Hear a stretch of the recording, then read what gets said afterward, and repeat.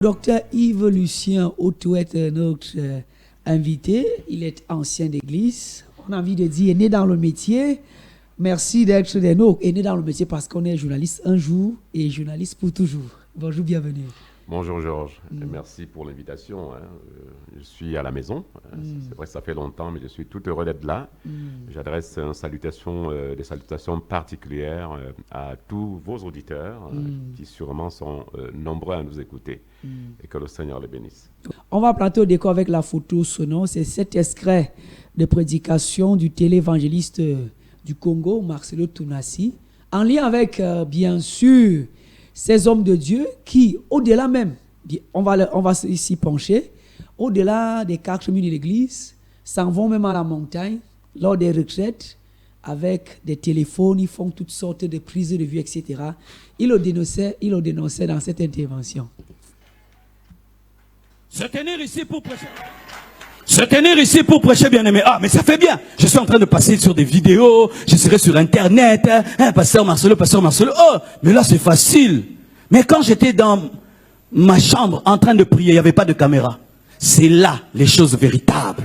Les choses véritables, c'est là. Là où il n'y a pas de caméra. C'est pourquoi arrêter ces choses, vous allez en retraite et puis tu commences à te prendre des fauteuils en retraite. Je ne sais pas si ça vous arrive ici. Mais chez nous, les gens vont sur une montagne pour jeûner et puis ils prennent le téléphone, selfie. Je suis en montagne, je prie, c'est terrible ici. Des selfies même dans une retraite. Je vous assure, heureusement qu'il n'y avait pas de selfie au temps de Jésus. Pierre allait marcher sur l'eau en selfie. Alléluia. Je vous dis heureusement qu'il n'y avait pas de selfie. Il allait s'enfoncer avant même qu'il y ait la tempête. Heureusement qu'il n'y avait pas de selfie au temps de Moïse. Imaginez la mer rouge qui s'ouvre. Selfie, selfie, selfie. Des fois, éteignez vos téléphones et priez. Éteignez vos téléphones et priez. Éteignez vos téléphones et priez.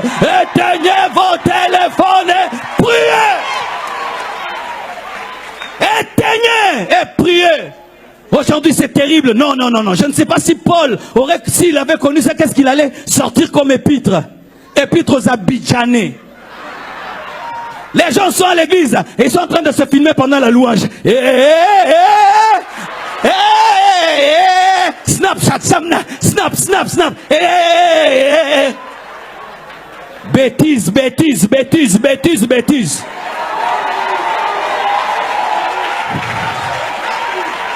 Il y a des choses qui doivent demeurer dans l'intimité. Est-ce que quand tu es dans ta douche, tu envoies des Snapchats? Tout doit être filmé, tout sur Facebook, tout, non. Il y a un temps où tu es à ses pieds et tu l'écoutes. Intimité, où tu ne sers pas. Celui qui sait s'agenouiller, sait se tenir debout. Apprends à t'agenouiller avant de chanter. Apprends à t'agenouiller avant de faire le protocole. Apprends à t'agenouiller avant de prêcher. Apprends à t'agenouiller avant de faire quoi que ce soit. Nous voulons servir. On ne peut s'empêcher quand même de sourire face à de telles attitudes. On en rit, mais ce sont des réalités de nos milieux. Malheureusement, de plus en plus, dans nos assemblées, dans nos églises, on voit justement, comme le dit le pasteur, des selfies, parfois avec des stars. Parfois, quelqu'un même en train de prier, il fait un selfie, il l'envoie, peut-être pour dire qu'il était à l'église. Mais bon, c'est au-delà de cela. Quand on regarde en profondeur, on se rend compte que malheureusement, c'est la publicité soit pour soi-même, soit pour les locaux, parce qu'il y a des belles églises. Tout à fait. On peut faire des selfies pour montrer que son église est belle. On peut faire des selfies, peut-être quand on chante. Je chante bien, pour se vendre. En fait, il y a beaucoup de raisons pour lesquelles on utilise le téléphone à l'église. Je crois qu'on aura le temps de parcourir les raisons. Il y en a de bonnes, il y en a aussi de mauvaises. Parce que le téléphone est un instrument de communication, comme vous l'avez mentionné, qui arrive au 21e siècle, qui est indispensable. Mais est-ce que, en tant qu'outil de communication, est-ce que nous en avons besoin quand nous allons dans l'intimité avec le Seigneur? C'est la question que devons nous poser. Certains vous diraient que oui. Pourquoi? Parce que même dans mon intimité avec le Seigneur, je n'ai pas besoin de Bible en support papier. Je peux également regarder. Moi, j'ai une application biblique dans mon téléphone. C'est une application assez intéressante parce qu'elle me permet même de faire des recherches de manière systématique. Si je cherche par exemple le Saint-Esprit, il me montre de manière systématique ou alors de manière, je ne sais pas, comme une sorte comment on appelle ça? Il y a un livre là où on met tous les termes qui reviennent constamment. Bon, j'oublie, ça reviendra. Donc, cette application me permet, quand je dis Saint-Esprit, il me montre tous les passages de la Bible où le Saint-Esprit est mentionné. Est évoqué. C'est utile. Dans peut-être la préparation d'un message, d'un sermon, je peux utiliser mon téléphone, je peux utiliser des instruments high-tech, n'est-ce pas, pour que aujourd'hui, d'ailleurs, je ne t'apprends rien, on parle d'intelligence artificielle. Tout à fait. Voilà, donc il y a des gens qui préparent leur message avec l'intelligence artificielle. Wow. Ce qui n'est pas mauvais en tant que tel, sauf que, en ce qui concerne l'intelligence artificielle, je dis, mais bon, heureusement, même l'intelligence artificielle mentionne en bas de page, quand vous avez fini de l'étudier, mentionne en bas de page que, voilà, les éléments que nous vous donnons maintenant à votre disposition ne sont que des éléments qui peuvent être complétés. Nous n'avons pas dit, même l'intelligence artificielle dit, je n'ai pas la science infuse. Ça, c'est des éléments que j'ai retrouvés sur les bases de données. À vous d'améliorer, à vous de changer. Donc, même là également, bien que ce soit important, mais il faut faire attention parce que, je dis, l'intelligence artificielle n'a pas le Saint-Esprit. Vous voyez? C'est de la science. Voilà, c'est de la science, la technologie. Elle a ses limites. Elle avoue elle-même. Donc, la manipulation, déjà, nous allons dans les lieux de culte. Pourquoi faire? Pour adorer le Seigneur, pour louer le Seigneur, pour servir Dieu. Parce qu'en fait, l'adoration, le culte est un culte d'adoration, un culte de service que nous rendons à notre Dieu. Est-ce que le téléphone est utile au moment où je voudrais être vraiment en communion avec le Seigneur, au moment où je voudrais être en contact avec le Seigneur? Est-ce que le téléphone ne risque pas de me distraire et de me déconnecter, en fait, du Dieu que je suis venu chercher, du Dieu à qui je suis venu rendre gloire? Est-ce que le téléphone ne me déconnecte pas? Donc, c'est les questions que je dois me poser en tant que chrétien. Moi, je me suis interdit. J'ai dit, mais bon, même si quelqu'un m'appelle pour m'annoncer peut-être une mauvaise nouvelle, ce n'est pas moi qui vais ressusciter les morts. J'avais décidé de ne même plus amener le téléphone à l'église, de le laisser à la maison, parce qu'il risque justement de me déconcentrer. Je peux être très rigoureux, très discipliné, de peut-être vouloir chercher un verset par Google ou par une autre application, mais ce n'est pas évident qu'après que j'ai cherché, le message qu'on vient de m'envoyer par WhatsApp, que je ne jette pas un coup d'œil, qui peut me déconcentrer. Donc, à ce moment-là, sachant que je ne suis pas assez discipliné, je n'ai pas assez de force pour résister aux tentations de regarder à ces messages-là, je préfère essayer de laisser le téléphone à la maison. Mais ici, nous parlons des opinions. Ça n'engage que moi. Mais c'est des conseils que nous voulons donner au peuple de Dieu pour qu'il respecte le moment de culte, les moments d'adoration. Malheureusement aussi, Georges, il faut le souligner, dans nos églises également, c'est devenu un spectacle aussi de plus. Il y a des messages qui durent 2 ou 3 heures. Il y a des gens qui commencent à s'ennuyer parce que de manière scientifique, il est prouvé que notre attention ne peut pas être focalisée pendant 1 heure, pendant 2 heures. L'esprit va commencer à vouloir se balader et le téléphone est à portée de main. À ce moment-là, on dit, mais tiens, vraiment, ce que ce pasteur raconte, ça ne me concerne plus. Il est en train de faire le spectacle. Il est sorti du message déjà. Et ça, je ne suis pas tenté d'aller chercher sur mon portable autre chose qui pourrait me distraire. Parce que parfois, dans nos assemblées, c'est de la vraie distraction.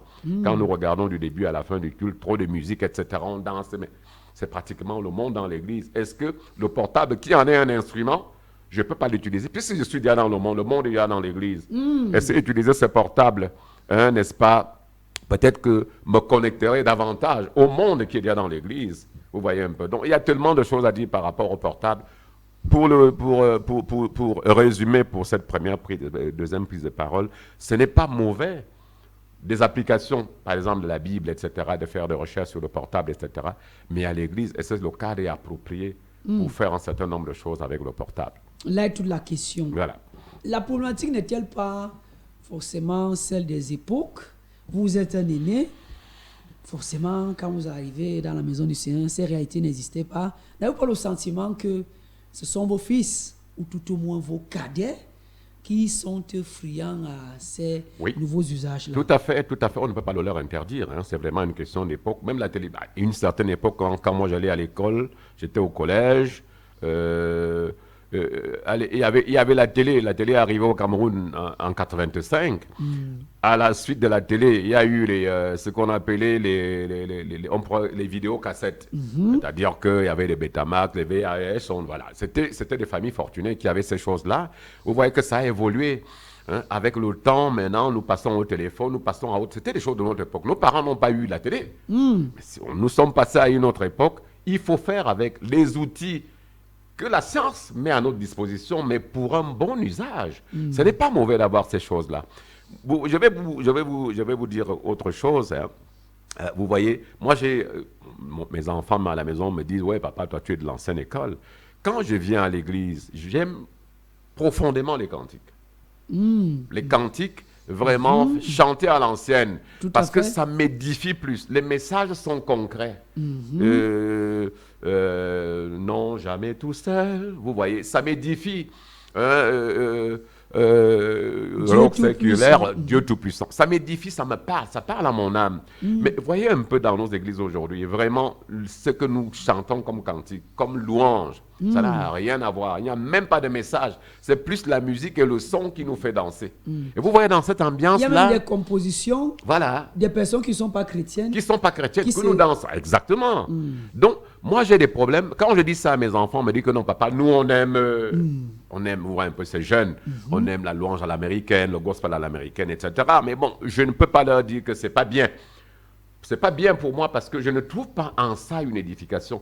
Mais si ça peut les maintenir dans cette sorte de connexion entre guillemets avec le Seigneur, que j'en doute, mais tant mieux pour eux. Mais peut-être avec le temps, ils se rendront compte que papa avait vraiment raison, parce que ces choses-là, finalement, au lieu de nous connecter vraiment... Et regardez un peu aujourd'hui, vous voyez que la foi des jeunes aussi est superficielle.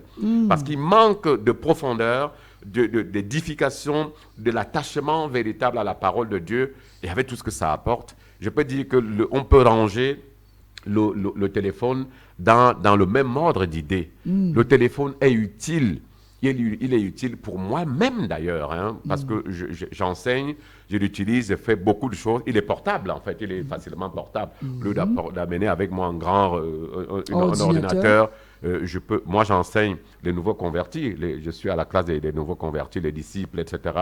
Même les dimanches matins, il m'arrive de faire avec le bloc-notes, je prends des notes sur mon téléphone portable, et que je viens seulement, c'est plus facile, je donne ces enseignements-là, et avec des références, versets bibliques, je clique, ça me renvoie directement à ces versets ça m'aide. Mais ce n'est que dans ce cadre-là.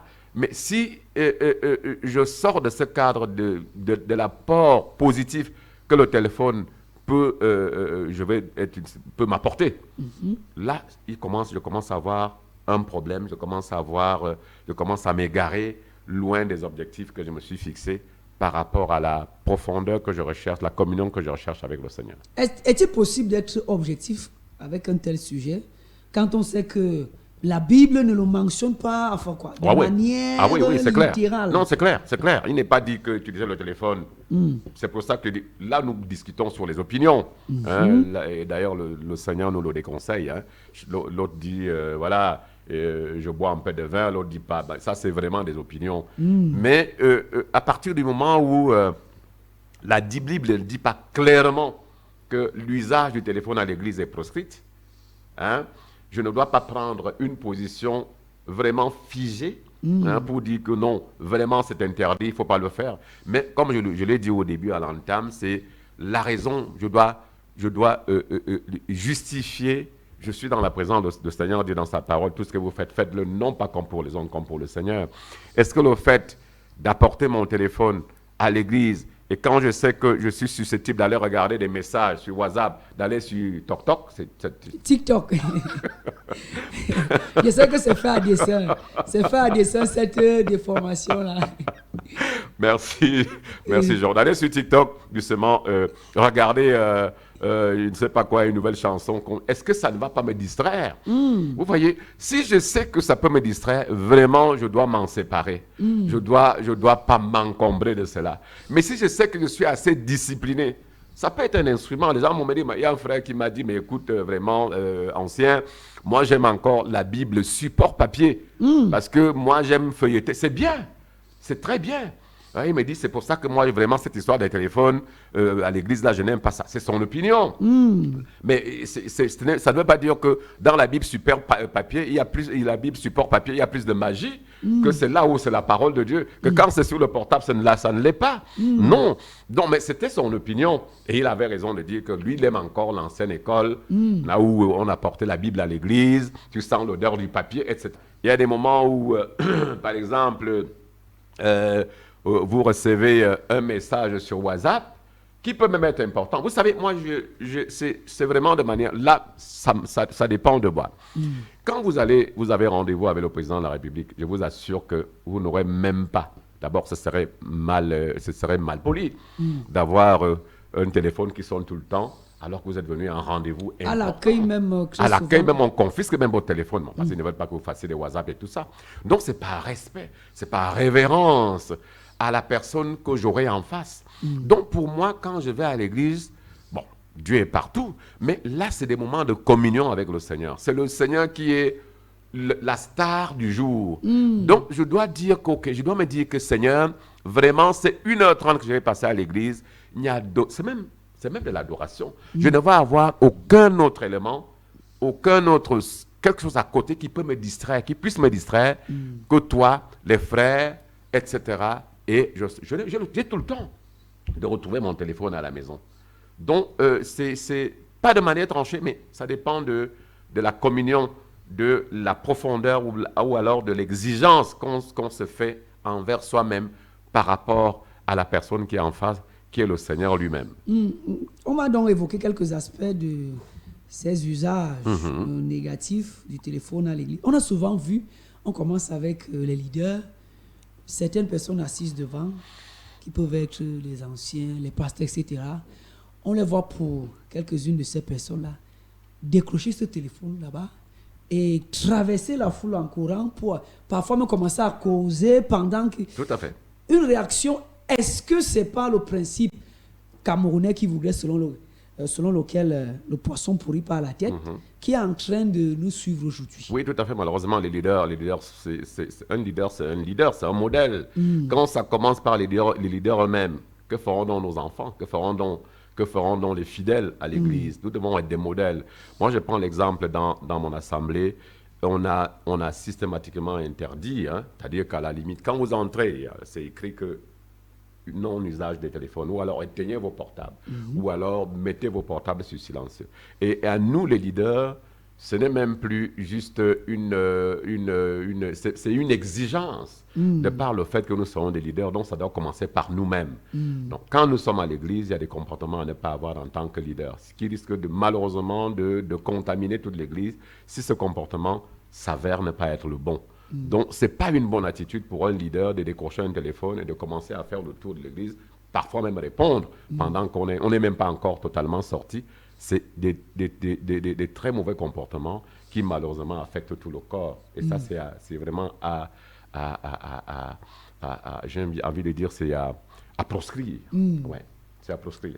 Et sur le cas des messages qui sont sans fin, comment on procède? Parce que là, il y a des gens qui vous diront, parfois je suis tenu d'être en même temps là, et peut-être de converser avec, je ne sais pas, un patron, des cultes sans fin, des homélies sans fin. Oui. Mais ça, c'est, vous savez, c'est justement une question de discipline.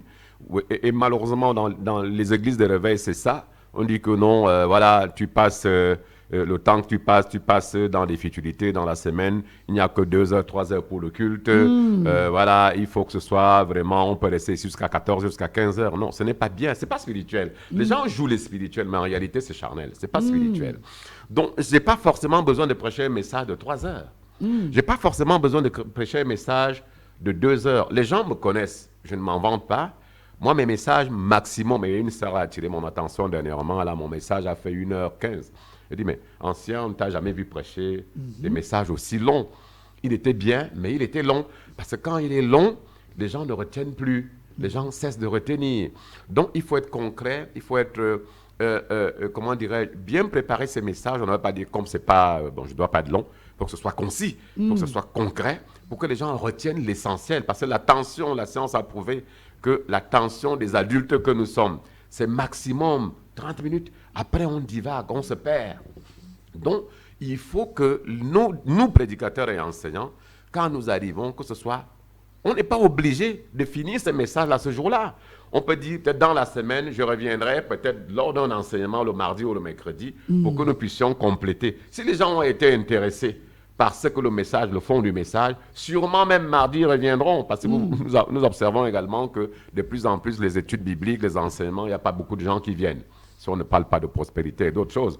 Donc, parce qu'on parle vraiment de la parole de Dieu, très peu de gens viennent. Mais quand la parole de Dieu a édifié les gens, ça a été intéressant, il est probable que ces gens-là viennent au cours de la semaine où vous les avez invités pour la suite de la prédication. Donc, soyons concis, soyons précis. Ça ne sert à rien de tirer de long en large un message qui aurait pu tenir en 1 heure, en 45 minutes. Vous voyez, même parfois, c'est des répétitions. On redit la même chose. Allons à l'essentiel. Et c'est des méthodes simples. Vous voyez, aujourd'hui, c'est malheureusement devenu dans nos assemblées le spectacle. Un pasteur se donne en spectacle. Il sort du texte qui est devant lui. Hein? Un texte simple. Bon, je prends un exemple. Venez à moi, vous tous qui êtes fatigués et chargés. On n'a pas besoin d'1 heure pour développer ce que le Seigneur a voulu dire dans ce contexte-là pour que les gens soient édifiés. Pourquoi si je veux faire 1 heure à vouloir démontrer autre chose? Vous voyez que la plupart du temps, ils sortent du message, ils sortent du contexte et ils se mettent en spectacle. Il y a des moments où je suis un homme de Dieu, parfois des célèbres hommes de Dieu, entre guillemets, mais depuis que je suis arrivé ici, il n'a rien dit. Il a pourtant lu un message, mais il est là, oui, je veux vos amens. Ton amène n'est pas enceinte. On va en divagation totale. Et les gens applaudissent. Vous voyez, je suivais tout à l'heure le pasteur Tunami, Marcelo. Il dit des choses intéressantes. Vous voyez un peu. Mais les gens, au lieu d'assimiler cela, on applaudit, on crie. C'est-à-dire qu'on ovationne la star. Oui, parce que la star dit quelque chose de très important. Vraiment bien aimé, ce n'est pas nous la star, c'est Jésus qui est la star. Donc tout ce que nous faisons doit être focus sur le Seigneur. Vous verrez que les gens seront édifiés. Quand nous sommes en train d'étudier le livre d'Éphésiens à l'église, nous avons commencé chapitre 1. Rien que le verset 1, c'est tout un enseignement. Je ne quitte pas le texte des yeux. Nous prenons ce qui est écrit et nous commentons par la grâce de Dieu en demandant le secours au Seigneur, au Saint-Esprit, de nous conduire dans toute la vérité par rapport au passage que nous avons devant nous. Je n'ai pas besoin d'aller à gauche et à droite. Les amens viennent de manière spontanée. Je n'ai pas besoin de demander un amen, même dans la louange et l'adoration. Oui, maintenant, adore Dieu. Maintenant, tu n'as pas besoin de me dire d'adorer Dieu. Un chant que j'ai aimé, qui m'a édifié, m'amène peut-être à tomber à genoux et à me mettre à louer le Seigneur par rapport au message que je viens de recevoir. Ce n'est pas quelqu'un qui est là, qui s'exhibe en disant « Adore Dieu maintenant, prie, le Seigneur veut maintenant t'écouter ». Non, vous voyez que tout ça, c'est un spectacle organisé qui fait en sorte que les gens se lassent et commencent à regarder malheureusement leur portable parce que ça n'apporte pas d'édification, sinon c'est des spectacles auxquels nous assistons. Et il y a une star, c'est le pasteur, c'est l'homme de Dieu, c'est loin et le Seigneur n'est plus là, il a quitté l'assemblée. Maintenant dans la foule, parmi le peuple, notamment les parents, certains, j'avais approché une dame de manière particulière, estiment que ce téléphone permet tout au moins aux enfants de rester en alerte. Vous allez nous donner votre commentaire sur cette approche. L'enfant qui peut-être boude le fait de venir à l'église, ou alors lorsqu'il est là, se laisse aller au sommeil. Le parent estime que la solution serait de lui donner ce téléphone et peut-être de se retrouver dans des jeux. Est-ce que cette manière de voir comme alternative à la présence de cet enfant entre les 4 murs de l'église, pour vous, est encourageable? Non, mais c'est un échec. Les parents avouent par là qu'ils ont échoué dans la manière d'éduquer leurs enfants à être, n'est-ce pas, des enfants de Dieu avec la crainte de l'Éternel dans les cœurs. Ça commence dans la famille. Et ça, c'est un aveu d'échec. Et quand ils viennent à l'église avec des enfants, je vois dans certaines assemblées bien organisées, il y a le culte, il y a comment on appelle l'école de dimanche, etc. Il y a une façon, les gens sont formés par rapport à ça. On sait quelle est la psychologie de l'enfant, etc. Ils sont formés pour apporter des enseignements, ça peut être ludique, ça peut être des dessins, superbook et tout ça, dû à leur âge, à leur manière d'écouter, à leur manière d'appréhender les choses. Mais dire que je donne un portable pour que l'enfant s'occupe, c'est un aveu d'échec total. Qui dit que donc, Dieu, lui, ne parle pas à l'enfant? Il parle seulement à l'adulte. L'enfant peut capter quelque chose pendant la prédication, ne serait-ce qu'en 2 minutes. qui va bouleverser toute sa vie. Nul ne peut te dire aujourd'hui à quel moment l'enfant devient conscient de son péché, de sa situation et devient enfant de Dieu. Je me rappelle, Billy Graham disait que c'est à 9 ans qu'il s'était converti. Il y a des hommes de Dieu aujourd'hui qui ont été appelés à 6 ans, à 5 ans même. Qui vous dit que ce n'est pas pendant un culte d'adoration? Le Seigneur a parlé à cet enfant, mais quand tu lui as donné le portable, il est totalement connecté de ce qui se passe. Il est totalement connecté du culte. Vous voyez un peu, ça me rappelle une ruse de Pharaon dans l'Ancien Testament qui dit à Israël, ok, voilà, les adultes, vous pouvez venir, laissez vos enfants, etc. Comme s'il fallait laisser nos enfants, le monde s'en occupe, et bon, qu'ils soient occupés à autre chose pendant que nous allons louer avec le Seigneur. C'est un piège. Nous devons éduquer nos enfants à la crainte de Dieu, à la connaissance de Dieu, pendant qu'ils sont tout petits. D'ailleurs, le Proverbe chapitre 22, je crois, le verset 6. Voilà, si mes souvenirs sont exacts.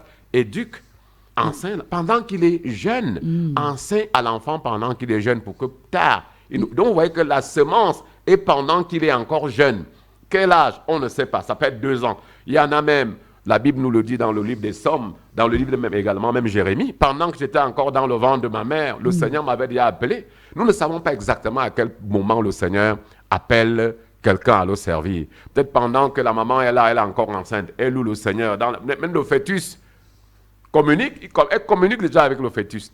Elle envoie déjà des signaux. Et cet enfant-là, quand il est né, on est étonné qu'1 an, 2 ans après, il est baigné dans les choses du Seigneur.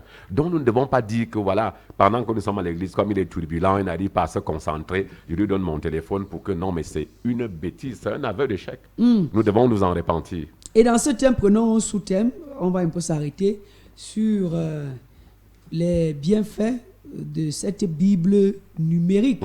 Parce que la bonne excuse, c'est justement la présence de cette Bible dans nos téléphones. Parce que lorsqu'une personne met sur WhatsApp ou ce Messenger, je ne sais pas trop, lorsque vous allez vers la personne étant peut-être, je ne sais pas trop, un huissier, un protocole, on vous dit que ma Bible se retrouve dans mon téléphone. Cette question, la Bible numérique fait-elle plus de bien ou de mal à l'Église aujourd'hui? La réponse est simple. Je dis, comme je l'ai dit à l'entame, ça dépend de l'usage qu'on en fait. Ça dépend de l'usage qu'on en fait. Vous savez, dans toute association, il y a un règlement intérieur. Et c'est vous qui avez dit au départ, dans tous les cas, que la Bible ne proscrit pas de manière claire que le portable à l'église est un péché. Quel est l'usage qu'on en fait? C'est ça qu'il faut prendre en compte. Le frère qui me dit que sa Bible est dans son portable et que vraiment, cette Bible-là, il l'utilise à dessein, il l'utilise pour des raisons, pour la cause. C'est-à-dire qu'il est à l'église, elle me sert à quoi? Je vais la lire. Quand on va me demander de lire un verset, je vais fouiller parce que je dois vous dire également que même certains d'entre nous, vieux que nous sommes dans la foi, pour le trouver facilement où se trouve Habakkuk, c'est pas évident. Pour le trouver là où il y a le Amos, c'est pas évident. Mais par l'application, dès que tu vois, d'ailleurs, il te présente voilà, tu cliques seulement, je suis dans Amos. Ça peut m'aider même à mieux connaître la chronologie, hein, la façon dont les livres de la Bible sont agencés. Si c'est seulement pour l'utiliser à cet effet d'enseignement, d'édification et de lecture, vraiment, il n'y a pas de problème. Ce que je leur dis, c'est que rassurez-vous que votre téléphone est sous silencieux et que vous n'allez pas perturber le voisin à côté parce que le téléphone risque de changer et que vous n'allez pas regarder WhatsApp où le message vient de tomber et on vous dit que justement la tontine, on te rappelle que la tontine c'est à 14h, donc je sors de l'église, ça risque de me déconnecter. Si l'usage que je fais de l'application de la Bible qui est dans mon portable est seulement un usage, n'est-ce pas, pour lire, méditer, faire des recherches, il n'y a pas de souci par rapport à cela. Mais le risque est grand de glisser, d'aller sur WhatsApp et sur TikTok ou sur TikTok. Très bien. D'aller sur TikTok, d'aller sur Google, je ne sais pas quoi, autre application, d'aller chercher. Il y a même d'autres personnes qui peuvent aller sur d'autres applications qui sont aussi des applications chrétiennes, aller faire une autre recherche. Parce que le pasteur vient de dire quelque chose, il n'est pas convaincu. Il va chercher un commentaire. Est-ce que c'est ce que vraiment, ce que c'est le passage qu'il vient de dire là? Bon, il peut trouver que le pasteur n'était pas dans le contexte, etc. Il y a beaucoup de choses qu'on peut faire avec, mais qu'on se rassure que l'usage qu'on en fait à l'église de cette application est un usage utile à des fins de communion, de communication avec le Seigneur. Est-ce que la Bible numérique n'est pas venue tuer la dimension sacrificielle que les uns les autres avaient autrefois? Nous savions quand on arrivait, on va rencontrer Christ, on devait payer le prix, mettre de côté 5 000 francs, peut-être 5 000 francs n'a plus la même valeur, mais à l'époque 5 000 francs ça avait une certaine valeur, et se dit, pour Christ, pour ma relation avec Dieu, je vais sacrifier ces 5 000 francs pour m'acheter une Bible physique. Est-ce que les choses ne sont pas devenues tellement faciles aujourd'hui? Il y avait même des gens qui prenaient plaisir. C'était pour eux comme une preuve de l'attachement à Dieu, à s'offrir des Bibles coûteuses de 10 000, de 50 000 et même de 100 000 francs. Tout à Est-ce que fait. ça n'a pas tué ce côté sacrificiel-là pour la bonne cause?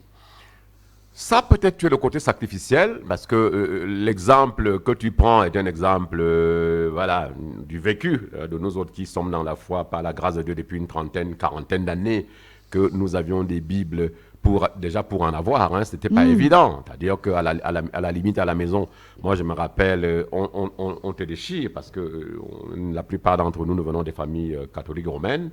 Et quand on te voyait avec la Bible, on se posait des questions. Parfois, on la déchirait, on se disait que bon, maintenant, tu as d'autres façons de voir qui ne sont pas conformes à la doctrine catholique romaine. On peut déchirer ta Bible parce qu'on se dit qu'elle t'abrutit, tu ne la comprends pas, elle va te rendre fou. Mais pour nous, c'était vraiment quelque chose de sacré. Quelque chose on pouvait faire des économies pour s'en acheter une. Et dans les pays où il y a la persécution, la Bible est un document ou un instrument vraiment, j'ai envie de dire que c'est, comment on appelle ça, c'est un trésor. C'est un trésor en Chine, en Inde, où la persécution, dans les pays musulmans, où la persécution est forte. Avoir une Bible avec lui, une Bible, c'est un trésor. Une Bible support papier, c'est pas évident. Mais vous voyez donc eux aussi, la grâce qu'ils ont, c'est pour ça qu'il ne faut pas condamner non plus. Voilà. La grâce qu'ils ont, c'est que comme la Bible papier devient très difficile à avoir dans leur contexte, c'est plus facile pour eux d'avoir des Bibles applications dans leur portable. Donc je dis, ça peut-être tuer le côté sacrificiel, hein, comme tu l'as dit, le fait vraiment que ok, je veux m'efforcer dans ma quête, n'est-ce pas, de Dieu, dans ma quête, n'est-ce pas, de la communion avec le Seigneur, vraiment avoir cette Bible support papier, c'est la preuve que vraiment j'ai mis du mien, hein, n'est-ce pas, pour que je sois dans cette relation particulière avec le Seigneur. Et bon, d'aucuns vous diraient également, comme je viens de prendre l'exemple de la Chine et des pays où il y a la persécution, que vraiment avoir sa Bible dans son portable, il passe le temps à la lire, à la parcourir. Ça n'a pas tué sa foi, ça n'a pas tué, au contraire. C'est pour lui, il rend grâce à Dieu pour cette découverte qui a été faite au téléphone, est une découverte révolutionnaire du 20e, 21e siècle, le téléphone portable. C'est aussi une grâce. Il rend grâce à Dieu d'avoir cette Bible dans son portable. Il l'utilise à des fins justement de communion avec le Seigneur. Donc peut-être côté sacrificiel, mais ce n'est pas la justification. On ne peut pas justifier ça pour dire que si certains ont refroidi dans la foi aujourd'hui, c'est peut-être parce que la Bible support numérique est venue dans les portables, donc je ne crois pas. Et il y a cet aspect peut-être sur lequel, avant de prendre la respiration, pour mesurer l'impact, les solutions, etc., il y a le côté démocratique, accessibilité que la Bible numérique apporte. Parce que autrefois, elle était élitiste, c'était pas la portée de tout le monde, mais aujourd'hui, il n'y a plus d'excuses pour ne pas en avoir. Non, justement, il n'y a plus d'excuses pour ne plus en avoir. Pour ceux qui ont, bon, ça aussi, il faut l'avouer, Georges, que tout le monde n'a pas encore accès non seulement au téléphone smart, parce que surtout des mamans, parfois j'arrive dans mon village, non, moi j'ai pas WhatsApp, j'ai pas le téléphone smart. Mais dans nos villages encore, ben, je crois que c'est en train de... Aujourd'hui, si on fait un sondage, si on fait une étude, je suis sûr que sur 100 personnes, au moins une soixantaine ont les téléphones smart. Donc, pour moi, c'est quelque chose de bien pour nos temps modernes, d'avoir un téléphone et d'avoir une application de Bible dans notre portable que nous pouvons à tout moment, dans le véhicule, hein, quand nous voyageons, par exemple, sur des longs trajets, nous avons notre Bible dans notre téléphone que nous pouvons consulter à tout moment. À tout moment. Et pour moi, c'est une bénédiction. Hein, c'est une bénédiction. Et comme je l'ai dit en entame, il faut seulement faire attention de la façon de l'usage que nous en faisons. Surtout quand nous sommes à l'Église. Nous sommes toujours avec l'ancien Yves Lucien tout, avec ces Bibles notamment numériques, ces possibilités de consulter toutes sortes de commentaires. Est-ce que ça ne peut pas déposer en certaines personnes la semence, je veux dire quoi, de la rébellion, de la contestation? J'explique. Autrefois, quand j'avais ma Bible papier, ce que le pasteur me disait, j'estimais que ça vient de Dieu.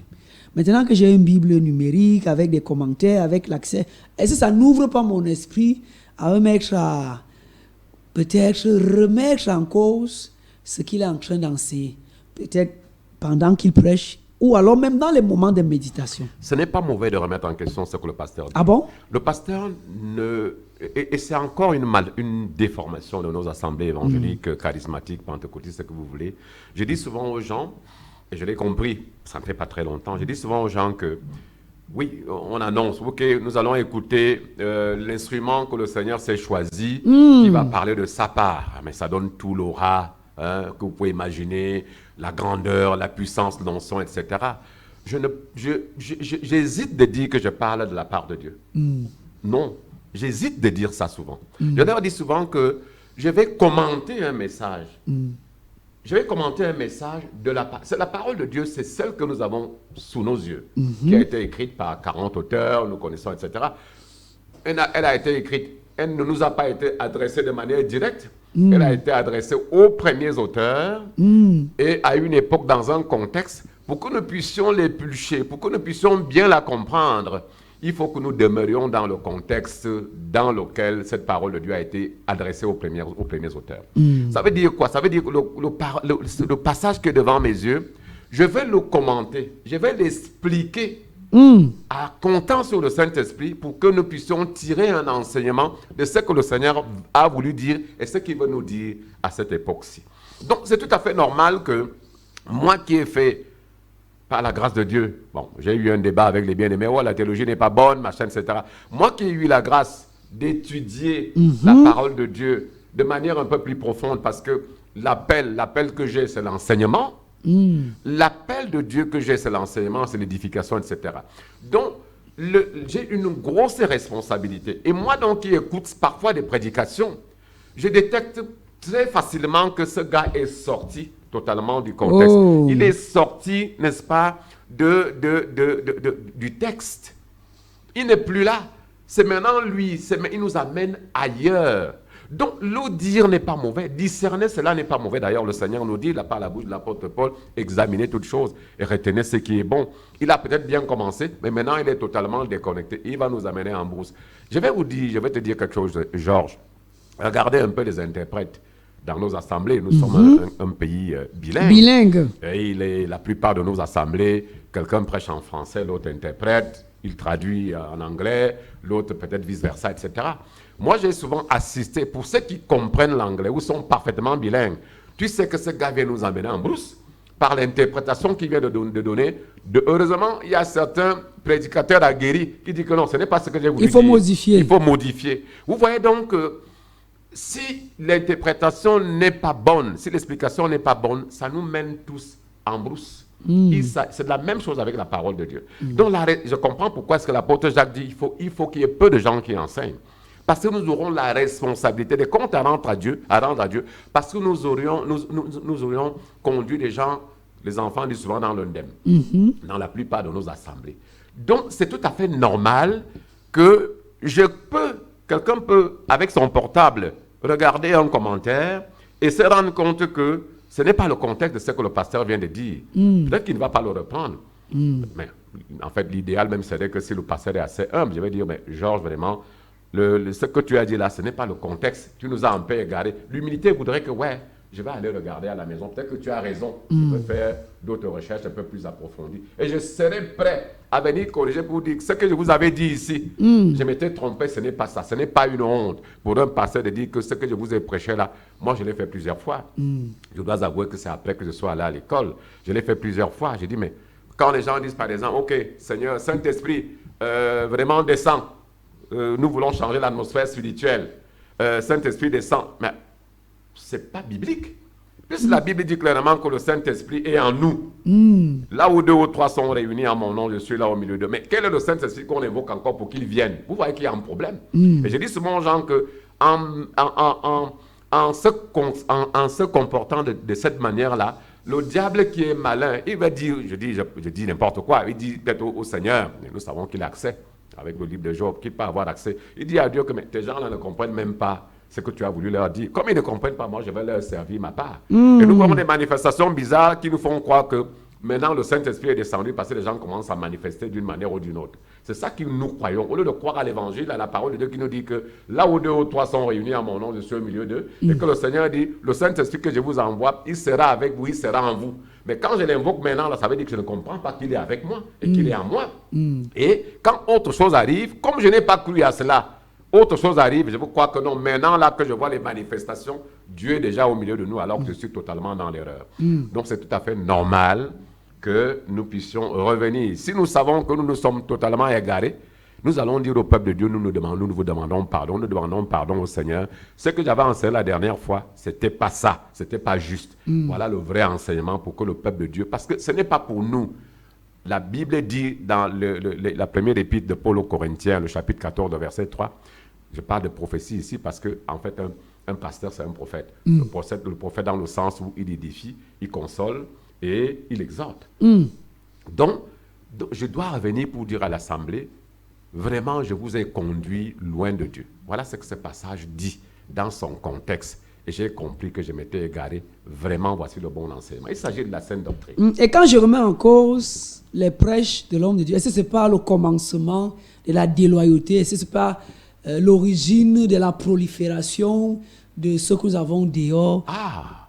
Non du tout. Justement, Georges, tu soulèves là quelque chose de très fondamental. Je ne suis pas loyal à un homme. Je l'ai dit, j'ai été chef de service de la communication d'une grosse entreprise de la place, dont j'étais le nom ici.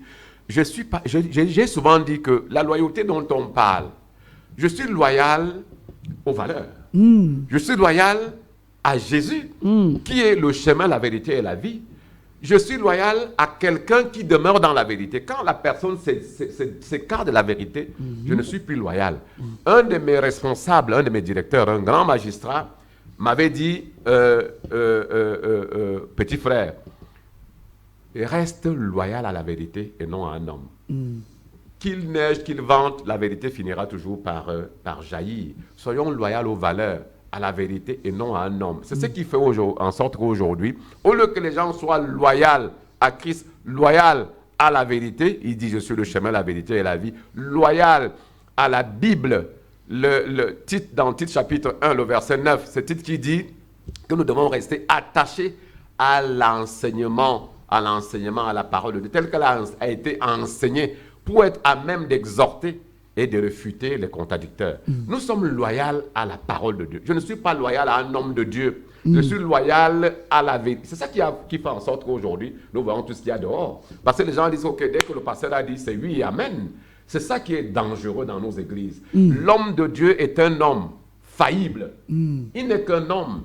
Il est faillible. Mais Christ n'est pas faillible. Je dois rester loyal à Jésus-Christ. Si l'homme de Dieu s'est égaré, regardez un peu ce que Paul a repris, le grand apôtre Pierre. Lui dit que non, ce que tu fais n'est pas bien. Nous devons rester loyaux à la vérité et non loyaux aux traditions, à ce que les gens font. Donc nous devons faire très attention. Et c'est ça qui conduit à tout ce que nous voyons dehors, et les papas spirituels, les daddies, les machins, consorts, etc. C'est un poison pour le corps de Christ. Mais est-ce que vous pensez, juste un cas de figure, Josué qui prend l'œuvre après Moïse, il a cheminé avec Moïse jusqu'à la mort. Est-ce que vous pensez que Moïse aura été tout au long de cette direction infaillible? Mais pour autant, jusqu'à ces derniers jours, Josué était toujours à ses pieds. Mais Josué était à ses pieds. Non, je ne parle pas du fait de se mettre, n'est-ce pas, Moïse était un serviteur de Dieu. Il y en a très peu aujourd'hui. Hein. Il faut le dire aussi. Était un serviteur de Dieu. Je ne peux pas avoir le discernement que cet homme est un homme de Dieu. J'ai le Saint-Esprit, je ne peux pas avoir le discernement. L'écouter, moi, il y a beaucoup, sans pour autant qu'il soit mes dédits, à l'africaine. Il y a des hommes de Dieu que je suis sur les réseaux sociaux, des Africains comme des Occidentaux, que je suis qui sont restés fidèles à la saine doctrine. Et ça me bénit. Mais il y a des moments où je me rends compte que non, il est sorti là. Ce n'est plus, il est sorti. Il a pris sur lui une opinion qui n'a rien à voir avec la parole de Dieu. Je peux dire que non, vraiment, et il faut que nous soyons à même de le leur dire. Un daddy, je dois lui dire que papa, même mes enfants à la maison me disent que papa, là, ça n'a pas été. Je raconte une histoire comme ça. Nous allions au culte un dimanche avec les enfants, etc. Et nous étions dans la voiture et le Ben Stikiner m'a raclé. Comme ils savent si bien le faire. Il va pas s'arrêter. Et tout de suite là, c'est un juron qui est sorti de ma bouche. Et les enfants m'ont dit, papa, j'ai dit, c'est pas possible, je viens justement de... Vous voyez, non, les enfants sont à même de me recadrer pour dire que papa, ce n'est pas digne d'un serviteur de Dieu. Un vrai enfant et un papa aussi qui est humble doit reconnaître que l'enfant a raison. L'enfant dont toi tu es daddy, sois également à même d'écouter ton enfant qui va te dire que papa, là, tu n'étais pas dans le cadre. Je continue de te respecter, mais voilà ce que le Seigneur enseigne, voilà ce que la parole enseigne. L'humilité voudrait que même 40 ans dans la foi, quelqu'un soit à même de me reprendre pour me recadrer. J'ai souvent dit à mon fils, qui est un serviteur de Dieu aujourd'hui, remets-toi toujours en question. Un serviteur de Dieu, quel que soit le piédestal, quel que soit le niveau où le Seigneur t'a amené, remets-toi toujours en question. Il peut passer par une folle de ton assemblée pour que tu te remettes en question. Tu dois être assez humble pour reconnaître que je me suis égaré loin de Dieu, maintenant je reviens. Ouais. On a posé le diagnostic, maintenant la thérapie. Avant d'aller conclure, pour ce qui est de ces portables dans les lieux de retraite, quand les uns les autres vont à la montagne, quelle est l'approche à adopter? Est-ce que nous ne rencontrons pas les fruits de la complaisance? C'est-à-dire que je reviens sur l'image que vous avez projetée. La plupart des grandes structures, les ministères et peut-être la présidence, quand nous y allons, de manière formelle, c'est interdit. Est-ce que l'Église ne devrait pas aussi appliquer cette même rigueur? Si on continue à être souple, complaisant, etc., est-ce que finalement, on ne va pas vouloir une chose et son contraire? Parce qu'on a le sentiment aujourd'hui que toutes ces affiches-là, éteignez vos portables, qui sont dans la plupart des églises, ne portent plus leurs fruits.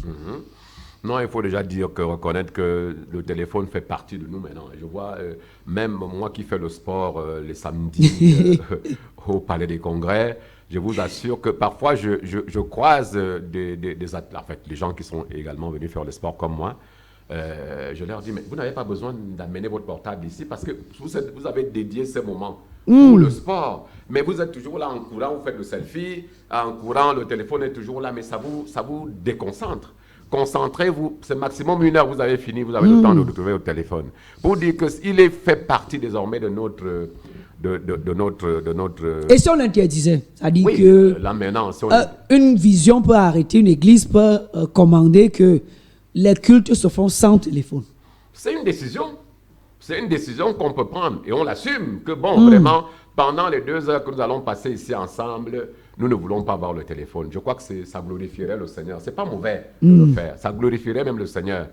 On peut prendre cette décision-là de dire, OK, dans notre assemblée, vraiment pendant 1h30, pendant le temps que le culte va durer, le téléphone, vous allez le récupérer, vous allez le retrouver dehors. Ce n'est pas une mauvaise chose, c'est une bonne chose. On peut interdire. Mais, je dis qu'il y a un mais. C'est là où nous devons éduquer les gens. C'est une question d'éducation. Parce que je reviens à ce que j'ai dit, c'est qu'on peut en faire bon usage. Mais la frontière est limite. On peut en faire bon usage du téléphone, même à l'église. Mais la frontière est tellement étanche. Elle est limite.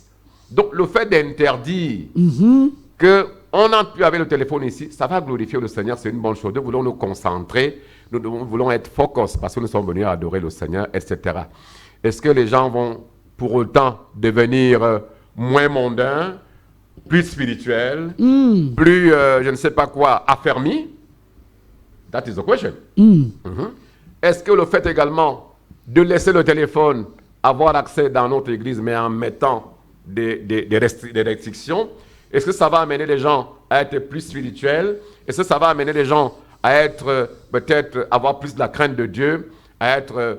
Ça, c'est aussi une autre question. C'est pour ça que je reviens à ce que je disais. Je disais que oui, le téléphone n'est pas mauvais en soi. C'est un outil de communication. C'est un outil utile que nous pouvons utiliser ça et là, mais sachant en faire bon usage. Si nous prenons la décision que dans mon église, par exemple, pendant les 2 heures ou 3 heures que le culte va durer, nous n'allons plus l'utiliser, pour moi, je vais dire, moi j'ai commencé déjà à mon niveau. Donc si c'est pour les autres et que ça ait un effet positif, gloire à Dieu. Mais c'est également le temps de dire à ceux qui prêchent, à ceux qui enseignent, que sachons également meubler, j'ai dit quelque chose, bon, meubler, que nous sommes dans la présence du Seigneur, vraiment concentrons-nous à faire ce que nous sommes venus faire en tant que sacrificateurs, à louer, à adorer le Seigneur, pour que quand chacun sort, il est plein, il est bien rempli, il est bien affermi. Que peuvent faire les pauvres huissiers, je dis pauvres, Oui. je prends en compte leur jeunesse. Très souvent, ce sont des personnes qui ne sont pas avancées en âge, qui ont la lourde responsabilité de discipliner en face de ces personnes-là, peut-être des parents, des aînés. Quelle peut être l'idée en plus? Parce que bon, les affiches sont déjà là, il y a peut-être le conseil, mais qu'est-ce qui peut être fait en plus par ces huissiers-là? C'est simple. Je crois que ça relève du conseil de l'Église qui communique là-dessus. Vous voyez, les huissiers, je les observe même dans mon assemblée, ils ont même du mal. Il y a des gens qui aiment s'asseoir à une place précise. Oui, voilà. Des places préférentielles. Voilà, pour qu'on déplace, ça devient très compliqué. Il faut seulement dire, lors d'une communication à l'Église, dire à l'Église tout entière que ces gens qui sont là, ils sont au service du Seigneur, ils sont à votre service et respectez ce qu'il vous demande de faire. C'est tout. C'est aussi simple que ça. C'est-à-dire que quand quelqu'un arrive... Que les pasteurs renforcent leur pouvoir dans les interventions. Tout à fait. Que nous puissions, nous, anciens pasteurs de l'Église, amener l'Église à respecter. C'est un règlement intérieur. Dans une association, il y a un règlement intérieur. C'est un règlement intérieur dans l'Église. Chacun doit le respecter pour la bonne marche, pour la discipline. Parce que Dieu n'est pas un Dieu de désordre, mais un Dieu d'ordre. Chacun est amené à le respecter, ce règlement-là. C'est déjà même une preuve qu'on peut aussi être soumis à ce que Dieu nous demande de faire. Nous allons sortir de ce programme, de cet entretien, avec cette fois-ci un autre cadre. Là, nous prenons la hauteur. Ceux qui vont à la montagne, les retraites, aujourd'hui, se vivent en direct. Nous sommes ici à la vallée, mais nous avons les photos, nous avons les vidéos. On a envie de savoir, on dit retraite, on dit intimité. Est-ce que là-bas, on devrait aussi tolérer? Non, du tout. Du tout. Là, vraiment, là, c'est même plus grave, parce que je vais, surtout dans le cas de selfie, moi, je peux aller avec mon téléphone sur la montagne, en montagne, pour ceux qui ne comprennent pas, faire une retraite spirituelle. Je peux aller dans mon village, faire une retraite spirituelle. J'ai besoin de mon téléphone là-bas, peut-être pour la Bible, l'application, la lire, etc. Mais je me dis que ce serait même le meilleur moment pour laisser le téléphone de côté et utiliser la Bible support papier, n'est-ce pas, pour vraiment entrer dans cette intimité avec le Seigneur. Mais faire des selfies pour montrer au monde entier que je suis en train je suis à la retraite spirituelle, à tel lieu, ne me cherchez pas, etc. Mais c'est pour qui? C'est pour sa gloire, c'est pour sa publicité. On n'a pas amorcé quelque chose, peut-être en survolant, que dans nos assemblées également, on voit de plus en plus. Imaginez-vous Samuel Etofis qui vient au culte dimanche chez nous, mais le monde entier verra que Samuel est venu chez nous pour dire aux gens que notre église est peut-être la meilleure, que voilà, vous aussi venez. Elle reçoit les sommités. Voilà, on reçoit les sommités ici. En fait, c'est une histoire de marketing. Il n'y a pas de Jésus dedans, là. C'est une histoire de marketing, de publicité par rapport à notre assemblée, pas par rapport à Christ. Donc, vous voyez aujourd'hui les selfies, dès qu'une star se déplace. Mais quand la star est sortie, a-t-elle donné sa vie au Seigneur?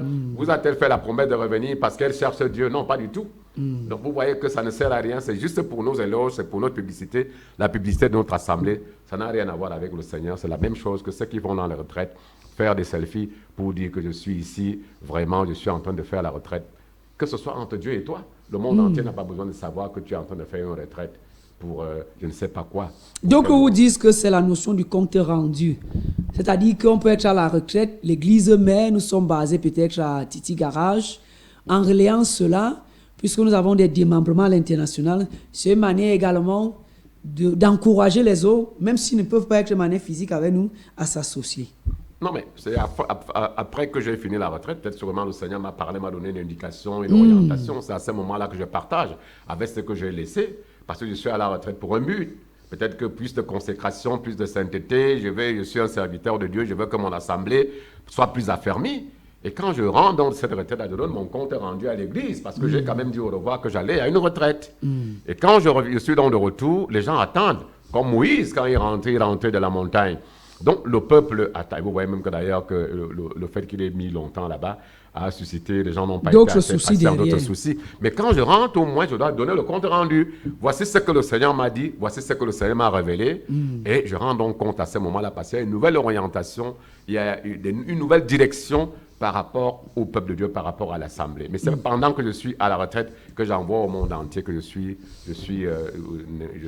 sur la montagne, je suis dans mon village, voilà, etc. J'attends la fin. Puisque le Seigneur n'a pas fini de me parler. Je n'ai pas fini de chercher la face de Dieu. J'attends la fin, afin que je puisse donc partager ce que le Seigneur m'a dit avec le peuple. Merci, ancien d'être passé. Merci moi. de la disponibilité. Peut-être un mot de conclusion.